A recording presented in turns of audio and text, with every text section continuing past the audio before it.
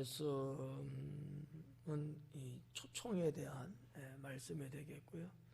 제목은 복이 있다고 하는 제목인데, 이게 여러분들이 잘못 정신 안 차리면 헷갈릴 수 있어요. 그래서 우리가 지난 시간에 14절까지 보면서 어떠한 자가 하나님 나라에서 상을 받을 것인가, 이런 말씀을 봤잖아요. 오늘은 어떤 자가 하나님 나라 들어갈 수 있겠느냐라는 거거든요. 그래서 두 가지 다 사실은 하나님의 축복하고 다 관련성은 있어요. 하지만 장르 자체가 다르고, 그래서 이 다른 거를 여러분들이 혼돈해서는 안 되고, 서론으로 잠깐 말씀을 드리면, 여러분 지난번 강의한 거 다 기억하시죠? 한다고 치고,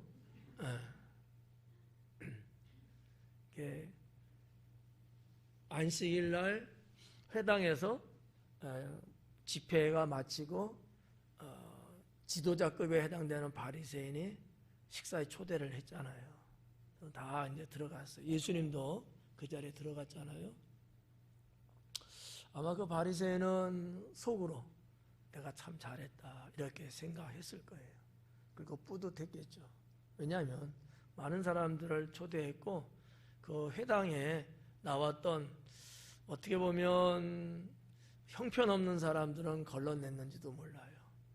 그럴싸한 사람들, 뭔가 나하고 비슷비슷하고 뭔가 이게 좀 케미가 맞는 사람들만 아마 골라서 초대했는지도 모르죠.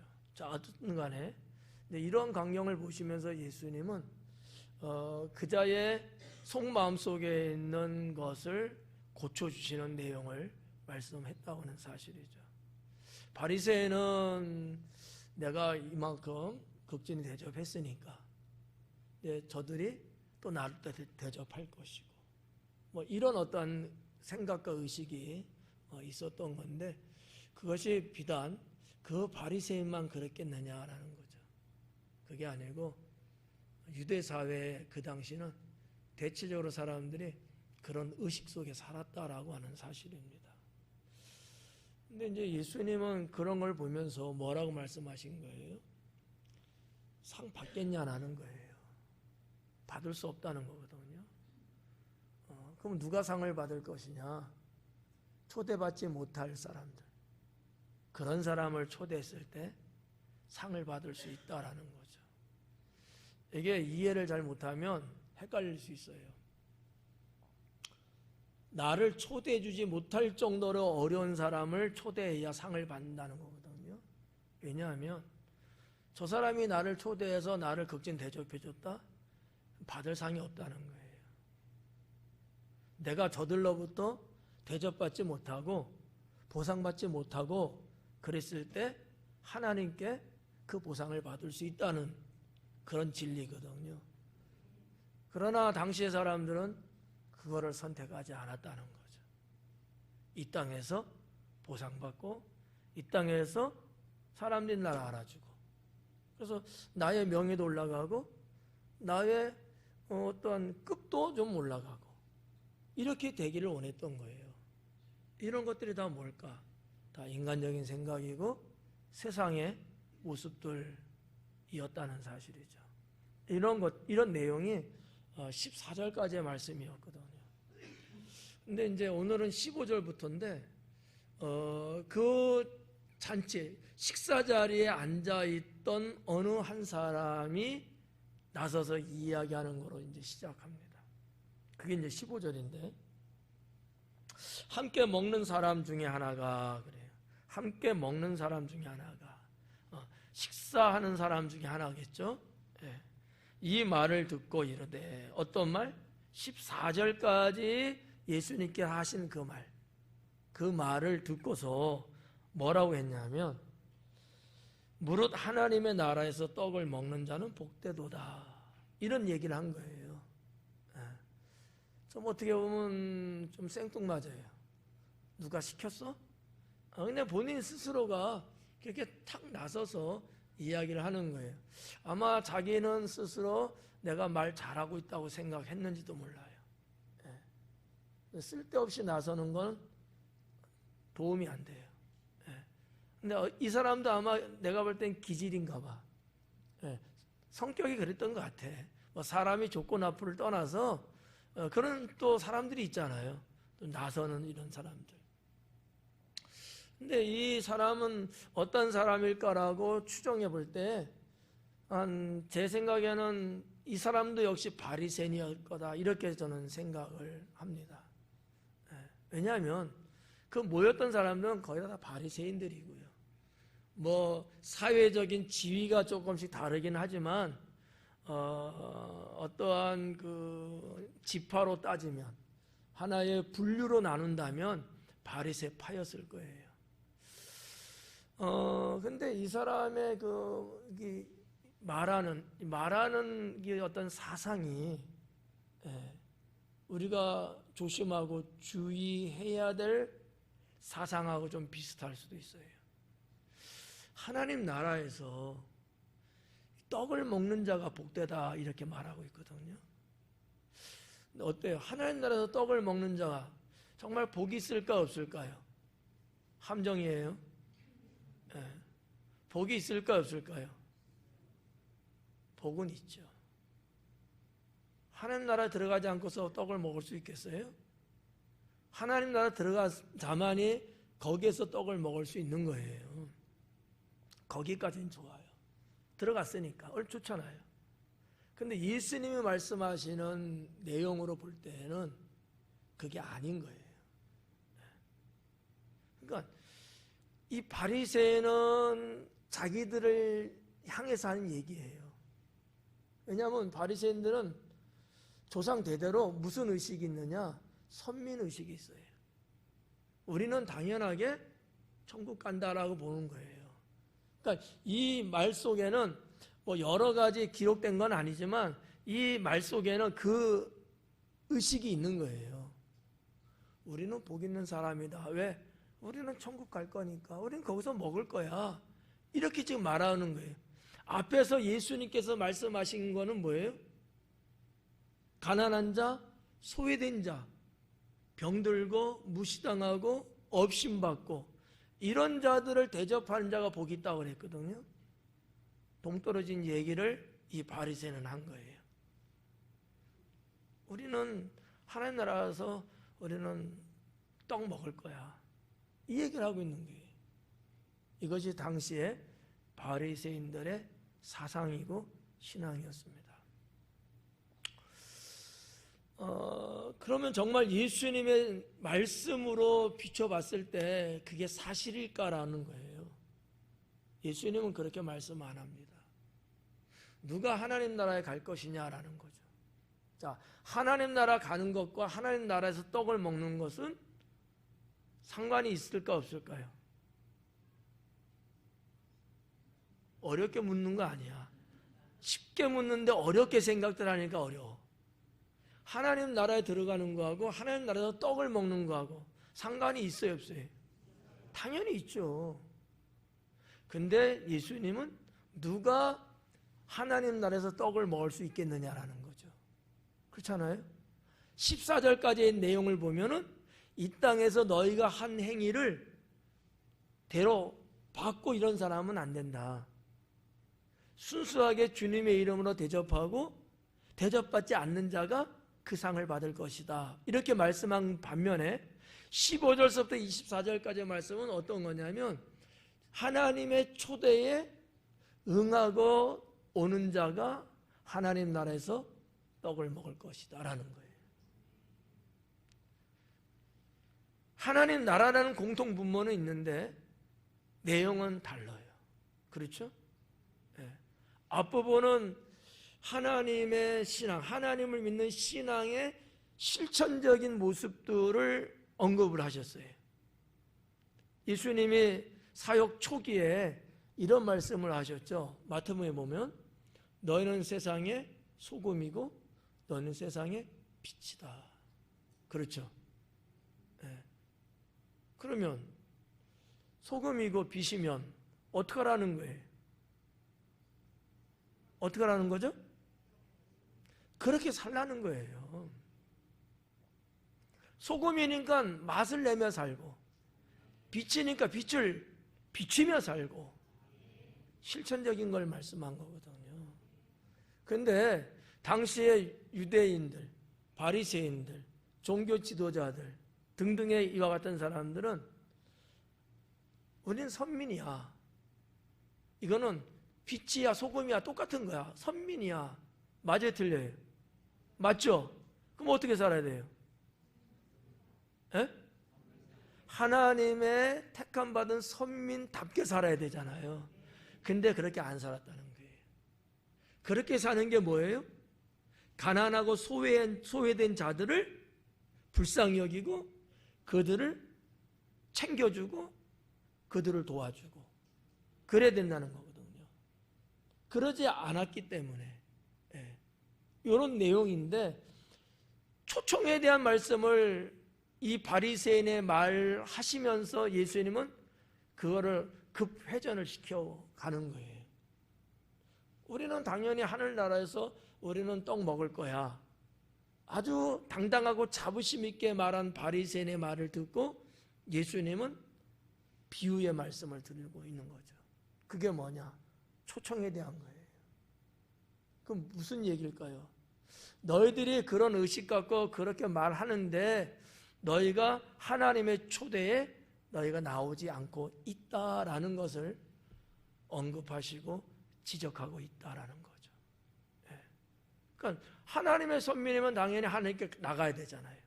하나님이 부르시니까 안 가고 있는 거야. 왜? 여기서 사는 게 좋으니까.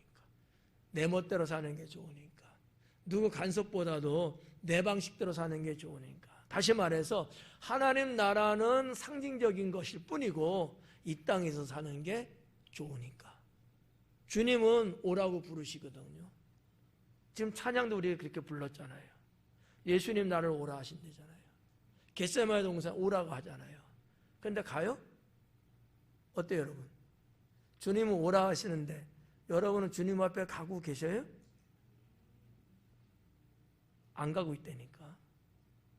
좋은 데만 골라서 가. 겟세마네는 안 가. 그럼 어디만 가? 좋은 해변만 갈 것 같아. 에? 이게 예수님이 말씀하시는데 딱 걸리는 거예요.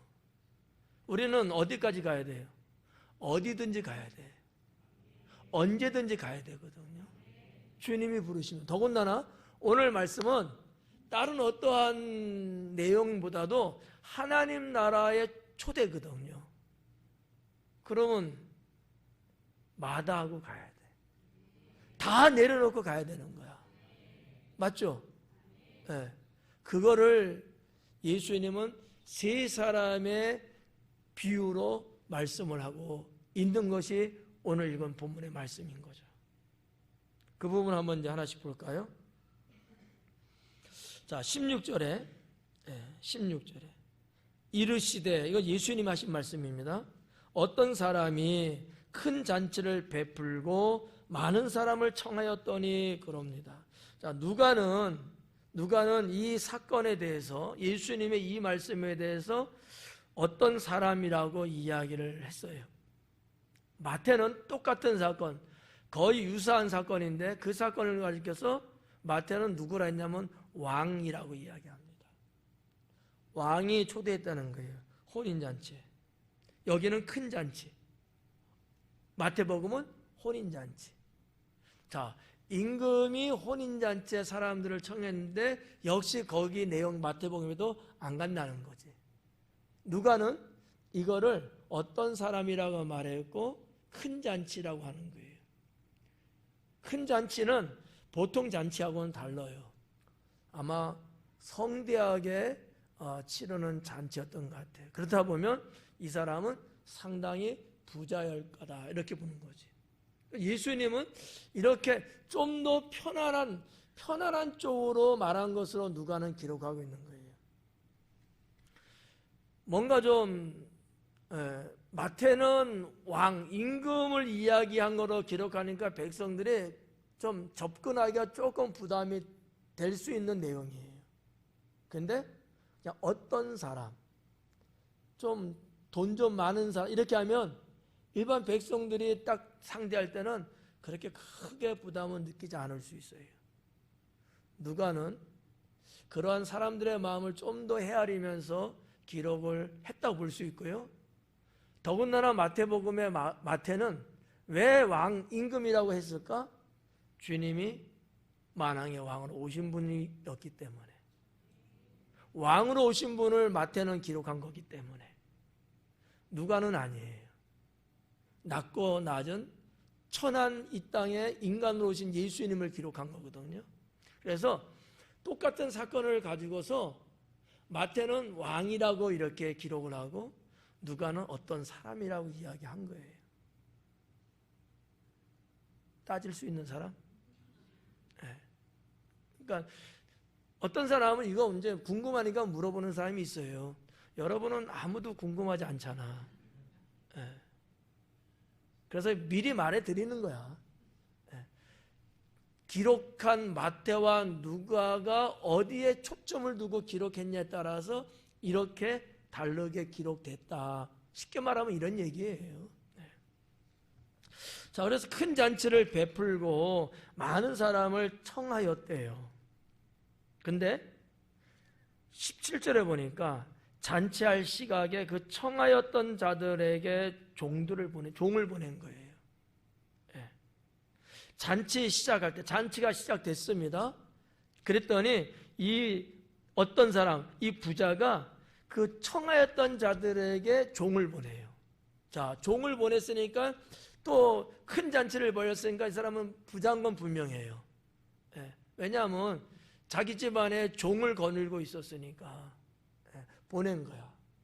근데 우리 성경에는 없습니다만 여기 그 청하였던 자들에게라는 이 대목 속에서 보면은 뭐를 할 수 있냐면 유대인들의 문화나 관습에 의하면 이렇게 잔치를 청할 때 한 번 청하지를 않고 두 번을 청합니다. 미리 한 번은 청해요. 예를 들어서 3월 1일 날 있다. 그러면 지금 1월 달이니까 이렇게 훨씬 전에 이미 기별을 여갖고 청합니다. 그러면 뭐를 해야 되죠? 언제 몇 월 며칠 어디에서 뭐가 있다라는 소식을 받았어. 그때 나보고 오래. 그러면 나는 어떻게 해야 돼요? 그날을 기억하고 그날 참석할 생각을 준비를 해야 되겠지. 맞나요? 스케줄 관리하라는 얘기야. 여러분 그렇게 사셔요? 그렇게 사셔야 돼요. 주님이 분명히 오신다고 했어요? 안 했어요? 오신대요? 그때는 오늘 본문에 나오는 것처럼 나 장가 가야 돼요. 나 땅 사야 돼요. 건물 져야 돼요. 이러면서 주님 초청에 불응하면 안 된다는 거지. 주님이 우리 데리러 오신대잖아요. 근데 이미 오신다고 했어요? 안 했어요? 했잖아요. 그럼 우리는 어떻게 살아야 돼요? 네? 언제든지 갈 수 있게끔 준비하고 살아야 된다는 거지. 내가 볼 때는 아닌 것 같은데 근데 네? 나 한번 불러볼 거야. 한번 단톡 집어여갖고 언제 오시오 하면 얼마나 올라올까. 네. 우리의 그런 어떠한 자각적인 의식이 이게 충만해야 돼요. 그러지 않으면 지금 이 세상 살고 있는데 여기에 폭 빠져갖고 그냥 정신없이 산다니까요. 그래서 다시 오래니까 아니요 나 지금 못 가요. 나중에 가면 안 될까요? 이런 소리 안 되니까. 그러면 그 사람은 천국 들어갈 수 있을까 없을까요? 못 들어가요. 언제든지 주님 앞에 스탠바이가 돼야 돼요. 언제든지. 지금 막 식사를 막 하다가도 주님이 오라면 어떻게 해야 돼요? 숟가락 내놓고 가야 돼. 그 사건이 뭘까요? 휴거입니다. 휴거는요, 주님이 부르면 그냥 가는 거야. 비행기 여러분 조종사가 운전하다가 부르면 비행기 그럼 어떡하지? 이 사람들 죽으면 어떡하지? 그 생각 안 해. 그냥 가는 거야. 그게 주님의 부르심이야. 근데 이것을 이미 주님은 말씀해 주셨어, 우리한테. 근데 우리는 자꾸 세상에 정신 팔고 살고 있어요. 우리는 자꾸 이 땅에 뭔가 끌려갖고 파묻혀 살고 있다는 거죠. 그러니까 오늘 말씀에는 이런 부분들을 우리가 한번 생각해 봐야 된다라고 하는 거거든요. 네. 그래서 여기 이제 세 사람을 예수님은 비유로 말씀하고 계시는데, 자, 그 청하였던 자들에게 종을 보냈다. 이것도 상당히 좀 아이러니한 내용이에요, 사실은. 왜냐하면 그 청했던 사람들이 얼마나 될까? 큰 잔치인데 많을까 적을까요? 많겠죠. 그러면 종은 얼마나 보내야 돼요? 많이 보내야 되잖아. 근데 예수님은 아닌 거야. 종 하나, 한 명의 종만을 기록했어요. 왜일까요? 그 종이 예수님인 거예요. 하나님은 이 땅에 메시아 오직 예수님 한 분만 보낸 거야. 네, 메신저로. 그렇게 볼 수 있어요. 원어의 단수로 나왔거든요. 아니, 청한 사람은 많아요. 이들에게 다시 또 가서 알리려면 많은 종들을 다 이렇게 분산시켜갖고 보내야 되거든요. 이게 상식이죠. 근데 주님은 그런 용어를 쓰지 않고 종 한 명을 보낸 것으로 말씀하고 계셔요. 이 땅의 메시아는 몇 명? 오직 한 명. 한 명 하면 틀려. 오직 한 명. 오직이라는 말을 해야 돼. 한 명은 두 명도 가능성이 있는 거예요. 오직 몇 명? 한 명.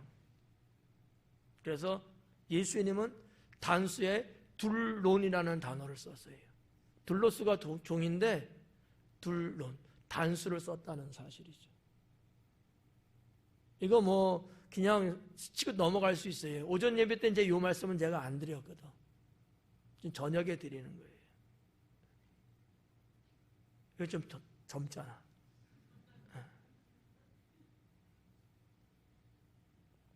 뭐 여러분들이 이런 것까지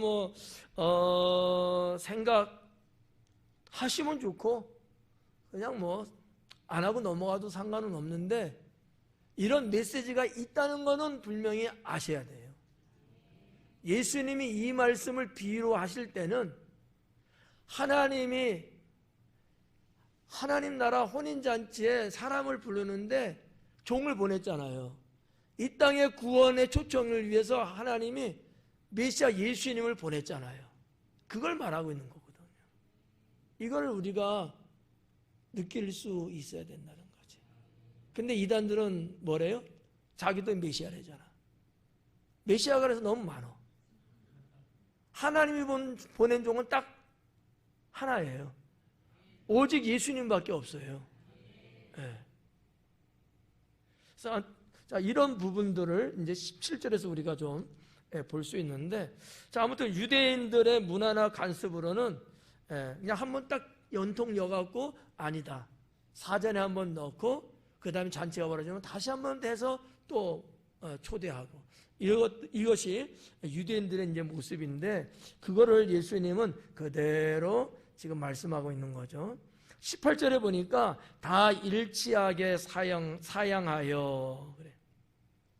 다 일치하게 사양하여 한 사람은 이르되, 다 일치하게라는 단어도 있는데 원어에는 다 일치하게라는 단어는 아니고요, 한 사람으로부터 모든 사람, 이게 원어예요. 헬라어에는. 그러니까 한 사람부터 모든 사람이 다 같다는 거야. 근데 이제 우리나라 번역은 그걸 일치라는 단어를 쓴 거예요. 예수님은 세 사람을 지금 예를 든 거예요. 그러니까 한 사람부터 세 사람 모두가 다 똑같이, 이 얘기거든요. 자, 그 내용을 이제 보는 거예요. 뭐라 그랬냐면, 한 사람은 이르되 나는 밭을 샀음에 아무래도 나가 보아야 하겠으니 청컨대 나를 양해하도록 하라. 예. 자, 큰 부자가 아마 그 동네 유지라고 볼 수도 있겠죠. 이제 불렀어요. 그랬더만 무슨 얘기냐, 밭을 샀대요. 그래서 못 가겠대. 밭 산 거하고 여러분 잔치집 초대받아 가는 거하고 뭐 이렇게 어려울까? 지금 밭을 사려고 계약을 쓰는 것도 아니고 이미 밭을 사놓은 거예요. 사놓은 밭에 내가 나가겠다는 얘기거든요. 그래서 원어에도 과거로 써 있어요. 아니 이게 무슨 밭 산 거하고 무슨 상관이냐고. 그러니까 예수님은 이 말씀한 이유가 제가 볼 때는 사람들이 핑계대고 있다는 것을 암시하고 있는 내용 같아요. 하나님이 초대하고 부르는데 사람들은 자꾸 자기 핑계대고 세상에 머물러 있으려고 한다라고 하는 거죠. 이런 것들은 우리가 성경에도 여러 사건들 많이 나오지 않습니까? 많이 나오잖아요. 소돔성 같은 경우도 그렇고 노아 시대 때도 그렇고 큰 사건들마다 하나님이 부르심에도 불구하고 다 이 핑계 저 핑계 대면서 안 가잖아요. 결국은 어떻게 돼요? 그 사람들 다 멸망하고 다 죽는 거 아니겠습니까? 똑같은 거예요. 불렀는데 나 밭 사서 못 가겠어요. 좀 이해해 주세요. 그러는 거예요. 이게 우리들의 모습일 수 있어요. 충분히 갈 수도 있는데 가기 싫은 거지. 교회 갑시다. 하나님 믿읍시다. 여러 방법으로 권하고 복음을 전하잖아요. 근데 사람들은 뭐래요? 이 핑계 저 핑계 대요. 아유, 애들이 내려와서. 애들이 내려온 거하고 교회 나오는 거하고 무슨 상관이 있어? 그렇지 않아요? 아유, 나 뭐 어디를 가야 되는데. 아니, 미리 다 예고된 거야. 주일날 예배 있는 수요일날 다 정해져 있는 거야. 그런 걸 다 스케줄 관리하면서 하나님을 믿는 게 맞지. 아니 뭐 모르는 것도 아니고. 이런 부분들을 우리가 우리의 삶에 한번 응용해 봐야 된다는 거지. 응용해 보자. 그렇지 않아요? 비껴나갈 수 없는 게 아닌데 굳이 왜 그날을 콕 찍어서 하나님께 나아가는 것을 마다하느냐라는 거죠. 이건 마음이 없었다는 거예요. 신앙이 없는 거죠. 그 두 번째는 뭐라 그래요? 19절에 또 한 사람은 이르되 나는 소 5 겨리를 샀음에 시험하러 가니 그래요. 소 5 겨리를 샀대. 역시 이것도 샀어요 이미. 근데 사놓은 소인데 그걸 시험하러 가야 되니까 내가 초대에 못 가겠다 이런 얘기예요. 아니, 여러분 소가 한 마리에 돈이 얼만데 그죠? 싸면 500만 원이고 비싸면 1000만 원 아니겠어요? 근데 5 겨리래요. 제가 오전 예배 때도 한번 물어봤어요. 결의에 대해서 결이라는 단어가 뭔지 아냐고. 뭐 아는 분도 있고 이제 모르는 분도 이제 많이 있고 그러는데 여러분들은 많이 들어보셨어요? 결이라는 말? 결에 말고 우리 한결에 이런 거 말고 결이. 결의는 뭐냐면 소가 있잖아. 이렇게 소 한 마리, 우리는 뭐 한국에 뭐 한 마리가 없고 쟁기 껴갖고 이렇게 농사라고 바깥 이러잖아요. 그게 아니고 2 마리의 소예요. 그리고 거기에 등에다가 뭘 얹어요? 멍에를 매는 거야. 그러니까 이 결이라는 것은 2 마리 쌍을 말하는 거예요. 그래서 이 헬라어 원어에서도 이 주크스라는 단어로 기록이 돼 있어요. 멍에를 함께 매다라는 뜻을 갖고 있거든요. 그걸 결이라고 번역을 한 거예요. 우리 한국식으로 한 거죠. 한국식으로. 그랬더만 어떤 분은 그러더라고. 목사님, 예배 끝나고 목사님, 우리나라에도 이렇게 결이 이런 게 있어요? 그러더라고. 있죠. 그러니까 그분은 한 마리가 일하는 것만 보셨던 것 같아. 근데 한 마리만 일하는 경우도 있고 두 마리를 같이 일하는 경우도 있어요. 결의는 순수한 우리말이야. 네. 자, 아무튼 10마리잖아요. 그러면요. 10마리면 여러분 돈이 적지 않잖아요. 근데 그런 소를 사면서 이 소가 내가 필요한 소니까 샀을 거고, 여러분 멀쩡한 소를 사겠어요? 아니면 이 정강이 나간 소를 사겠어요? 그럼 이미 다 시험해 본 거 아니야. 근데 시험하겠대. 아니, 우리에 있는 소를 또 가서 또 시험을 하겠대요. 그러니까 이게 서로 안 맞는 얘기야. 핑계야, 핑계. 하나님 앞에 우리도 핑계 대면 안 되지 않느냐. 그렇지 않아요? 네. 이 핑계는 하나님 보시기에 부정직, 정직하지 못한 자라고 말하고 있거든요. 정직한 자는 핑계 안 돼요. 잘못됐으면 잘못됐습니다. 용서해 주세요. 이러는 거고, 있는 그대로 이야기를 해요. 이만저만해서 이렇다. 핑계는 부정직이에요. 정직하지 못한 자가 핑계된다는 거죠. 그래서 서울도 저 망우리 가면 옛날에 공동묘지 있는데 거기 가면은 핑계 없는 무덤 없대요. 다 죽은 핑계가 있대. 나는 이래서 죽었고 저래서 죽었고.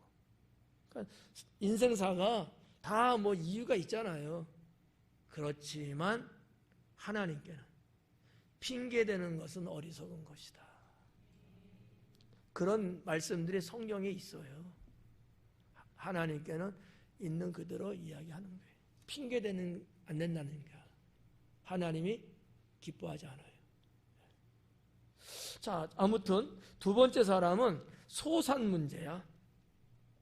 밭과 소, 이건 다 물질적인 거를 예수님이 예를 드셨어요. 아마 물질을 예를 드는 이유는 분명히 있을 것 같아요. 그렇지 않아요? 아무 생각 없이 예를 들었을까요? 예수님께서? 아닐 거예요. 당시에 사람들의 모습이 이렇기 때문에 아마 들지 않았겠는가. 뭐 옛날부터 뭐 사람은 너나 할 것 없이 다 물질에 목숨 걸잖아요. 네, 물질에. 여러분, 소돔성을 빠져나올 때 롯의 아내가 뒤를 돌아봤잖아요. 왜 돌아봤겠어요? 두고 나온 재물 때문에 돌아봤을 거예요. 이게 인간이라는 거죠. 뒤돌아보지 말랬잖아. 뒤를 돌아보거든요. 왜 물욕이 있는 거야? 예수님이 늘 말씀하시는 중에도 그런 말씀들을 하잖아요. 재물을 어디다 두지 말라고? 이 땅에 두지 말라고. 하늘에 쌓아두라고. 왜요? 물질 있는 곳에 네 마음도 있다는 거죠. 이게 사람이에요. 그러니까 예수님의 이 비유 속에 두 사람이 다 물질에 대한 문제야. 비중이 커요. 세 사람에 두 사람이 해당되니까 66%야. 그만큼 사람은 물질에 매여 산다는 거야. 물질에 매여 사는 사람은 희망 없어요. 위험합니다. 물질을 능가할 수 있어야 돼. 물질로부터 자유함을 얻어야 돼요. 물질에 묶이면 주님 앞에 나서지 못합니다. 틀림없어요. 그래서 신앙생활을 잘하려면 물질로부터 자유함을 얻어라. 저는 그렇게 생각해요. 저 자신도 그렇고요. 뭐 보면 또 살아갈 거 생각하면 뭐 이렇게 저렇게 하면 여러분 얼마나 물질이 필요하고 좋겠어요. 근데 신앙생활을 할 수가 없어. 저는 우리 애들한테도 제가 가끔 그런 얘기해요. 사람답게 살아야 된다. 아끼고 절약하면서 살아야 되지만 써야 될 때는 써라. 전 그렇게 가르쳐요. 돈 버는 방법도 중요하지만 쓰는 방법은 더 이상으로 중요합니다. 근데 물질의 마음을 두고 사는 분들은요, 내가 사람으로서, 내가 한승건으로서 마땅히 살아가야 되는 상황인데도 그 역할을 못해요. 그러면 사람들로부터 꼴이 말이 아니죠. 힘이 없어요. 저는 그래서 그런 어떠한 마인드를 갖고 있기 때문에, 그러면 정해져 있는 금액 갖고 어떡하냐? 내가 쓸 거를 들써요. 써야 될 때를 써야 되기 때문에 내 씀씀이를 줄이는 거죠. 그러면 세이브 돼요. 내 쓸 거 다 쓰고 써야 될 거 안 쓰고 이러면 안 된다는 거지. 바꿔서 거꾸로 해야 돼요. 물질의 자유함을 얻지 못하면 신앙생활 어렵고요. 이런 분들이 교회 안에서도 시험 들어요. 네. 여러분, 자기 돈, 자기 재물 아깝지 않은 사람이 어디 있어요? 다 아깝죠. 그렇지 않아요? 네. 근데 이거를 이겨나가야 돼. 여러분, 복 받기는 좋아하잖아요. 하나님은 여러분에게 여러분 복 주기를 좋아하시겠어요? 물질도 뛰어넘지 못하는데, 근데 복 받기는 되게 좋아하더라고. 누가 주겠어요? 안 주죠. 내가 땀 흘려 수간만큼만 갚는 거예요, 그냥. 하나님이 특별히 주시는 복을 못 받아요. 하지만 내가 그 물질, 이거를 신앙으로 내가 이겨나가는 사람은 하나님이 물질의 복을 주시는 거죠. 저도 문제가 없으니까. 저도 잘하니까. 네. 이 신앙하고 상당히 관계가 깊어요. 네. 그래서 저는 목사이긴 하지만 이런 부분들이 우리 신앙생활에 있어서 정말 내가 나 자신을 테스트하고 넘어가야 되는 부분이라고 보는 거죠. 네. 어떻게들 생각하셔요? 공감이 되세요? 그래도 여전히 물질이죠? 네? 이거 넘지 못하면 아무것도 안 됩니다. 나중에는 후회하게 돼요. 네. 가장 인간이 씹는 게 그거래요, 그거. 예수님 그걸 아신 거야.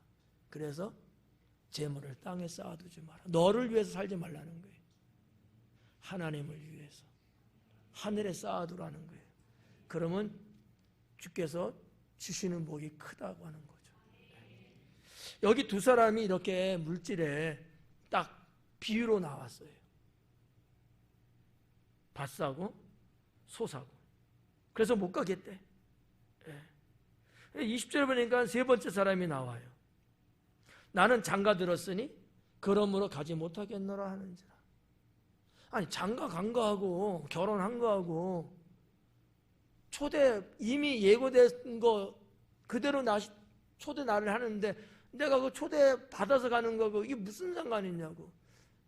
여전히 그냥 안방을 독식하고 사는 거야? 장가 갔어요. 이미 결혼식을 올리는 게 아니야 지금. 장가 갔다고. 근데 장가 간 것 때문에 못 가겠대. 그럼 장가 안 갈 때는 가고? 이게 핑계다, 핑계. 육신에 잡혀있는 것을 하나 말씀하고 있는 거예요. 육신의 정욕, 육신의 유욕, 육신에 잡힌 것을 하나 말씀하셨고 물질에 잡힌 것을 두 개를 말씀하신 거예요. 그렇지 않아요? 모세 율법에 보면 이런 건 있어요. 결혼한 지 1년 이내의 사람은 군사로 모집하지 않는다는 거. 그건 있어요. 근데 전쟁에 군사로 나가는 문제가 아니잖아요. 모세 율법 갖고 핑계 댈 게 아니잖아, 이게 지금. 이건 그냥 근사한 정말 큰 부자가 초대해갖고 가갖고 맛있게 음식 먹으면 되는 거 아니겠어요? 그런데 장가 갔기 때문에 못 가겠다는 거야. 그러니까 뭐예요? 그게 마음이 없다는 거야. 그렇죠? 아니면 장가 가서 여전히 지금 그 부부가 즐거이 육적인 엔조이하며 살겠다는 얘기거든. 이게 하나님 나라에 합당하지 않은 거예요. 육신에 매여 살고 있잖아.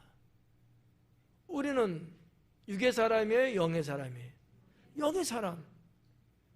영의 사람. 육의 것을 우리가 넘어갈 수 있어야 돼. 이걸 못 넘으면 하나님 나라는 어렵지 않느냐라는 거죠. 사람마다 기질도 다르고 특성도 다 다르고 그래서 뭐라고 말하기는 어렵습니다만은 참 깝깝한 사람 중에 한 사람이 요 세 번째 유형의 사람은 아닐까. 제가 생각하기에는 그게 그렇게 중요한 건 아닌데, 그렇잖아요. 신혼일지라도 그거하고 무슨 상관이 있길래 갔다 와서 또 맛있게 또 부부가 어떻게 잘 살든지 그게 이렇게 중요한 거라고. 자, 아무튼 세 번째 내용도 그런 핑계가 기록되고 있습니다. 자, 그렇다고 보면 예수님이 이 비유의 말씀을 하시면서 다 핑계를 대고 있더라라는 얘기가 공통적인 거거든요. 그러면 예수님이 말씀하고 싶은 것이 바로 여기 있는 건 아닐까라는 거지. 다 핑계대고 있다는 얘기예요. 초대를 하는데 다 핑계대고 안 간다는 거야. 하나님께서 구원의 초청을 했는데 사람들이 다 핑계대고 지금 안 온다는 거거든요. 예수님 메시지는 여기 있어요. 우리도 마찬가지입니다. 주님이 여러분을 부르시는 거예요. 어떻게 해야 되죠? 장로님, 뭔 생각하세요?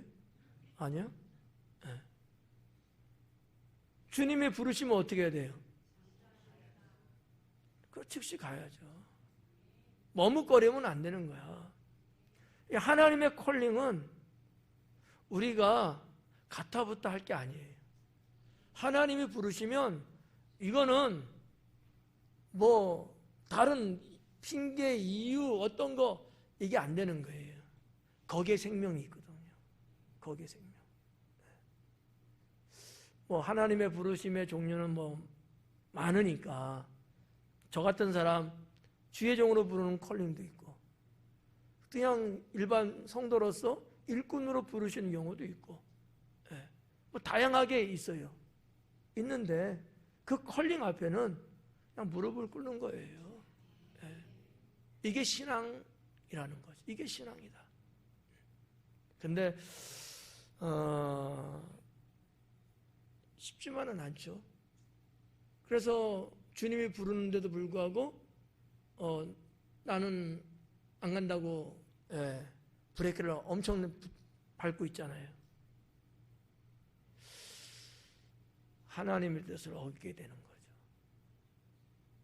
그 인생을 누가 과연 책임질 수 있을까? 라는 거죠. 차라리 나를 콕 찍어서 부르지 않았다면 차라리 날는지도 몰라요. 가룟 유다 같은. 아예 부름받지 않았다면 가룟 유다도 부름받아서 나섰는데 그가 세상에 묶여가고 결국 그렇게 되잖아요. 그래서 예수님이 뭐라고 그래요? 차라리 나지 않았으면 더 좋을 뻔했다. 이 말을 좀 바꿔서 말하면 누구든지 하나님의 이 부르심이 있을 때는 거기에 응해야 된다라는 것이 성경의 말씀이다라는 거죠. 그 옛날 하나님이 모세를 부르잖아요. 모세가 선뜻 나섰나요? 아니잖아요. 나는 아니라고. 하나님이 찍어서 컬링하신 거야. 결국 모세는 주님의 뜻을 따릅니다. 그를 통해서 이스라엘 민족을 애굽에서 데리고 나오죠. 놀라운 거예요. 만약에 그러지 않고 모세가 살다가 죽었으면 과연 그가 하나님 나라는 들어갔을까? 들어갔을까? 살인까지 저질렀어요. 그리고 애굽에서 왕자로 살았지만 그가 하나님을 믿지를 않았어요.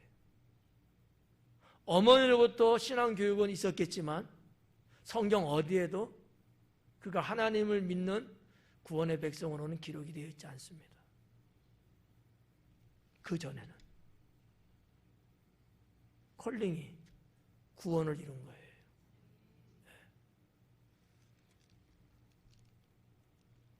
자, 이런 내용들을 우리가 오늘 나의 삶 속에 조금 적용을 시키고 응용을 해서 보시면 훨씬 더 좋지 않을까라고 생각합니다.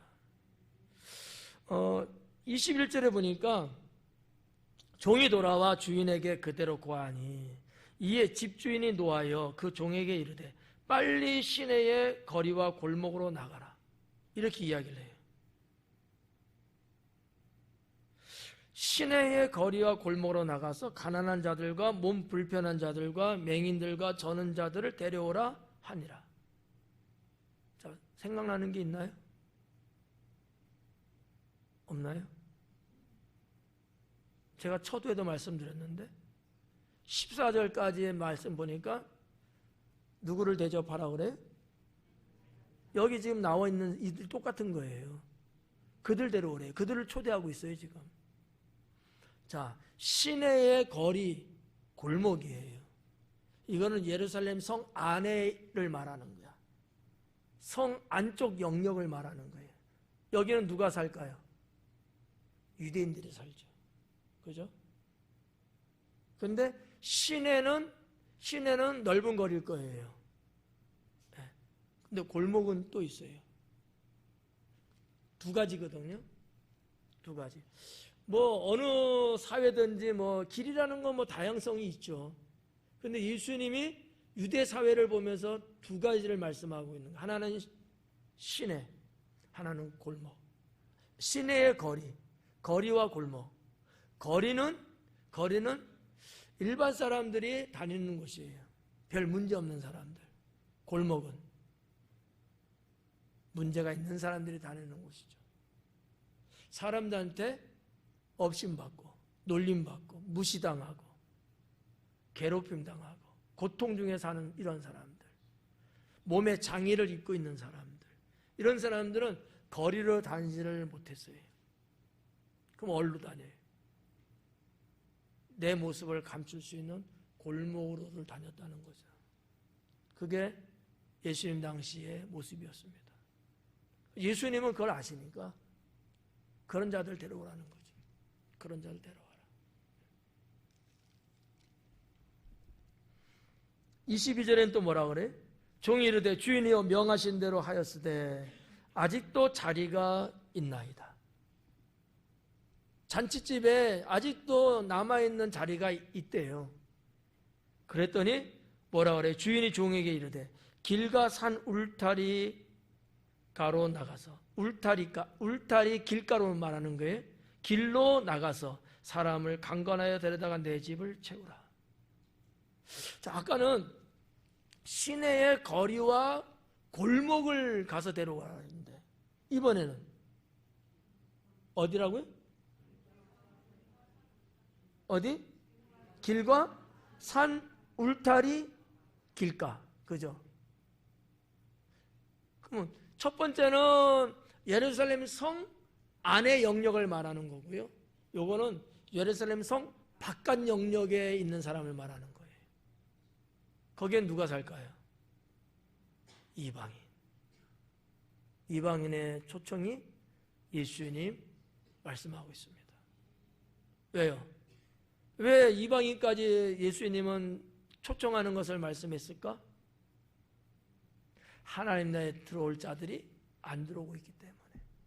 즉 선민이다, 택한 민족이다 말했던 유대인들이 하나님 구원의 초청에 응하지 않고 안 들어온, 그래서 하나님의 구원의 계획이 여기서 바뀝니다. 이방인의 구원까지 퍼지는 거예요. 물론 그렇다 해서 유대인들을 버리는 건 아니에요. 그들도 들어오지만 전적이지 않고 이방인의 구원까지도 하나님은 확산시키십니다. 이거를 간접적으로 예수님이 비유로 말씀하고 있는 거예요. 강건하여 데려다가 내 집을 채워라. 이 강건하여라는 단어가 있는데 뭐 강요라는 의미가 이 강건 속에는 있어요. 좀 강요성이 있는 거, 억지로 이런 것들. 그런 게 있는가 하면은 또 어떤 뜻이 있냐면은 설득을 끝까지 해서 끝까지 끈질게 계속해서 설득해 갖고 그리고 환대해 주면서 잘 대해 주면서 데려오라는 거예요. 자, 이미 하나님을 믿는 유대인들은 그냥 이렇게 이야기하고 이렇게 하면은 믿는 하나님이었으니까 다 알아듣고 오는 게 그렇게 어렵지는 않아요. 예. 아니 뭐 핑계 대고 뭐 안 가고 뭐 다 이런 말 할지언정 아예 안 이러지는 않거든요. 정서상 이방인은 하나님을 몰라요. 근데 오래 쉽지 않죠. 그래서 복음을 전하면서 설득을 시키는 거야. 그것도 인내하면서 계속해서 그들에게 잘해주면서 그렇게 해서라도 어떻게 하라고? 데려오라는 거지. 이해가요? 여러분, 우리가 전도를 하는 데 있어서 말이죠. 교회 가자. 예수님 믿자. 뭐 이런 어떠한 말들을 하지 않아요? 안 가. 아, 싫어. 너나 가. 뭐 이럴 거 아니에요. 알았어. 잘 있어. 나만 갈게. 이거는 비성경적이다. 그러한 분들을 복음을 전하면서 계속 설명하고 설득하고 끈질기게 기다리고 그런 분들에게 내가 서비스를 잘 해주면서 복음을 따라서 올 수 있게끔 해야 돼요. 근데 사람마다 다르긴 합니다만 그렇게 거부하고 그러면은 상당히 호인 같은 사람은 그래 너가 싫다니까 알았어 그냥 없었던 걸로 해. 이거는 비성경적이다라는 거죠. 여러분 어느 누가 단번에 그래 하고 짤랑짤랑 올 사람이 어디 있어요? 없거든요.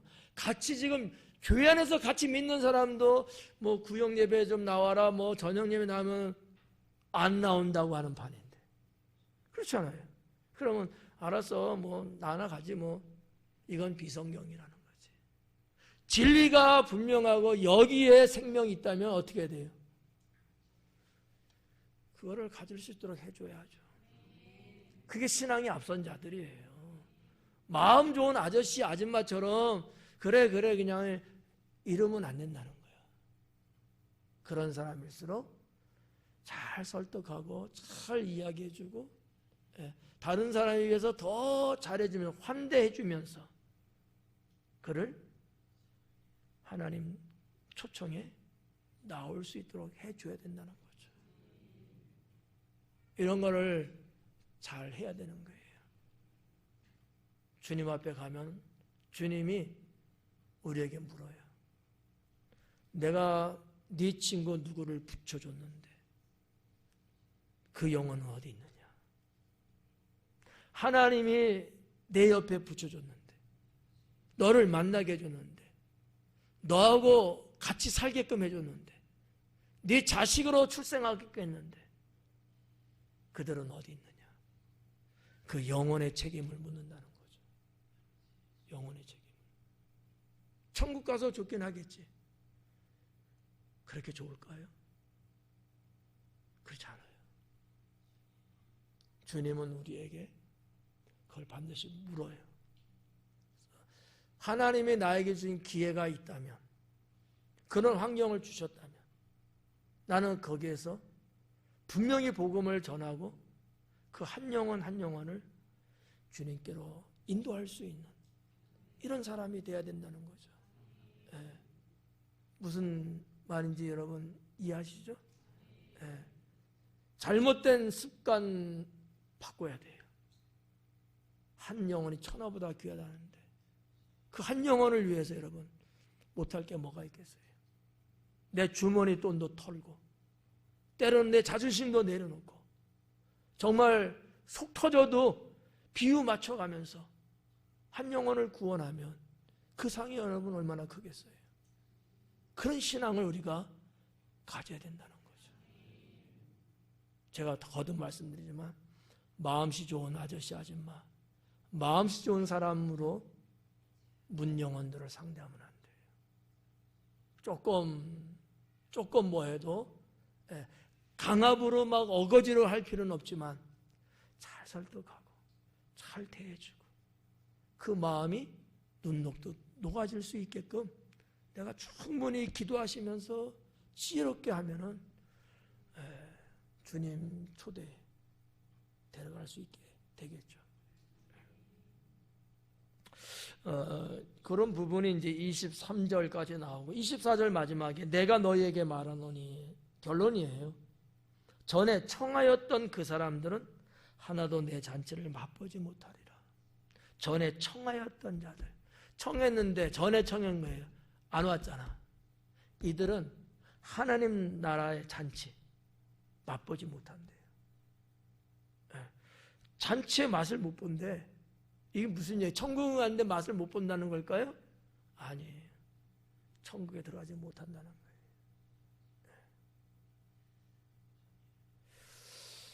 거예요. 신앙생활에 있어서 이런 영적인 경험, 체험 상당히 중요합니다. 체험이 구원받게 하는 건 아니지만 체험이 신앙을 견고하게 해줍니다. 체험이 없는 사람은 위험해요. 별일 없을 때는 괜찮은데 조금 힘들고 환난이 오면 쓰러집니다. 이 경험에 대한 말씀이 24절이에요. 하나님 나라에서 맛에 동참한다는 이 경험이에요. 그러면 우리가 볼 때 이 말을 현 시대로 끌고 들어와서 하나님 나라는 교회입니다. 교회에서 신앙생활 하시면서 주님이 베푸시는 이 연애, 말씀이 선포되고 영의 양식을 먹는 이 현장에서 그 맛을 보는 사람과 그 맛을 못 보는 사람, 극명하게 차이가 있습니다. 예수님이 그런 말씀하신 거잖아요. 내가 너에게 주는 양식을 먹으라 하잖아요. 그게 말씀이에요.